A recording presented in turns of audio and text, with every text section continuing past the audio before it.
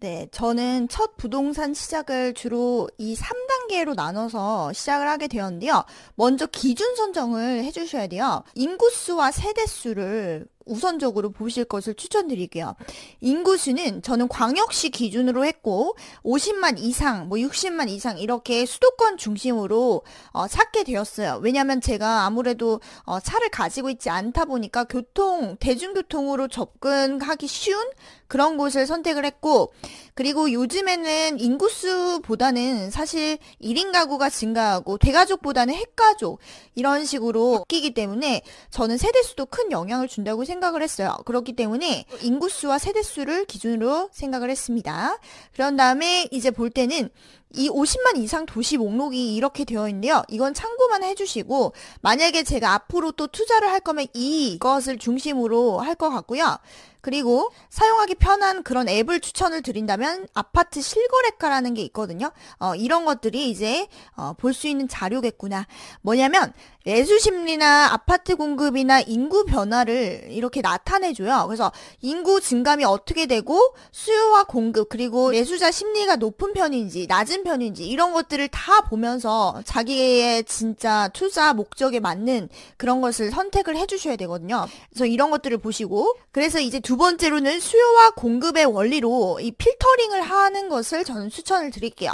어디로 들어가시냐면 아파트 실거래가에 부동산 빅데이터라고 있습니다. 빅데이터를 클릭을 해주시고, 그런 다음에 가격 변동 탭을 누르셔서 차트 보기를 이제 눌러주시면 되는데요.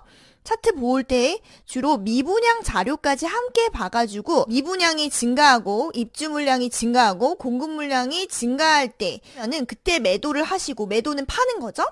공급 물량이나 미분양이 감소할 때는 이제 매수를 하는 시기다라고 생각을 했고, 그렇게 해서 저는 보시고요. 세 번째로는 발품 단계라고 해서 주로 직접적으로 자기가 손품 발품 다 팔아서 직접적으로 이제 보는 단계인데, 저는 주로 대단지를 필수적으로 봤는데요. 그 이유는 적어도 500세대 이상을 보실 거를 추천드려요. 그래서 왜냐면 좀 관리비나 뭐 이런 관리 자체를 잘 돼 있는 곳으로 선택을 했고, 세대수 회전율이 좋다고 생각을 해서 저만의 생각으로 이렇게 고르게 되었고요. 초품화라는 건 아이가 있으면 학교가 바로 앞에 있는 거 무시 못 하거든요. 그래서 라이딩 이런 것들을 생각을 했을 때 초품화도 참 괜찮은 그런 입지다 라고 생각을 했고요. 슬세건이라고 외딴 섬 아파트에 살아본 적이 있는데, 병원을 한번 가더라도 기본 버스를 이용하고 막 왔다 갔다 하는 시간이 많이 들고, 그리고 먹거리도 없기 때문에 상당히 불편했던 기억이 있어서 슬리퍼 신고도 나가서 인프라를 누릴 수 있는 그런 곳들을 저는 선택을 했고, 그리고 역세권은 저는 이제 뚜벅이다 보니까 저한테 제일 중요한 요소였고요. 그래서 이런 식으로 발품을 팔아주시는데, 그 다음으로 중요한 요소가 코스트, 즉 비용이라는 뜻입니다. 가격이 중요한 요소인데요. 부동산도 마찬가지로 싸게 사서 비싸게 팔자는 주의거든요. 그래서 저는 대출이나 세금이나 뭐 취득세, 종부세 다 따져봤을 때 고려해서 선택을 해주시는 게 제일 좋고요. 이미 상승한 곳은 사실 상투를 잡을 가능성이 높기 때문에 저평가 지역을 찾는 게 제일 좋고, 갭 투자 시에 만약에 갭 투자를 하실 거면 전세가율 50% 이상인 곳을 선정을 하실 것을 추천드리고요.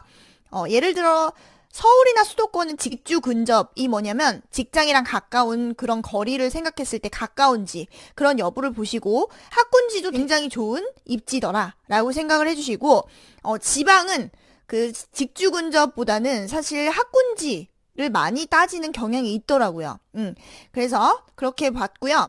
그리고 저만의 공부 사이트인데 서집달이라고 해서, 이건 뭐냐면 서울의 내 집 마련이라고 해서 재개발 빌라주택 그리고 빌라 가로주택 추천 매물 사이트가 있는데요. 여기서는 뭐 주로 빌라나 소형 아파트 그리고 이런 것들은 다 자료를 직접적으로 분석해서 올려주시는데, 몇몇 강의들은 강의료를 내시고 보셔야 되기 때문에 여기서 그냥 무료 자료 같은 걸 많이 보시고 공부를 해주셨으면 좋겠고요. 부동산 스터디 카페라고 전 여기서 도움을 받았어요. 그래서 저번에 우성님 뭐 부의 인문학, 부의 본능 이런 것들을 저번에 추천을 드렸던 것 같은데 그런 그 책들을 미리 시작하기 전에 읽고 들어가시는 것도 추천드리고 리브 부동산 베타라고 요즘에 제가 많이 보고 있는데 빅데이터 분석으로 시세나 매물 가격이나 등등 같은 거를 알려주더라고요. 최신 가격. 그래서 이런 시세를 보고 내 아파트가 지금 어느 위치에 있고 어떤 가격이 형성되고 있는지 이런 것들을 파악하시면 정말 좋을 것 같습니다.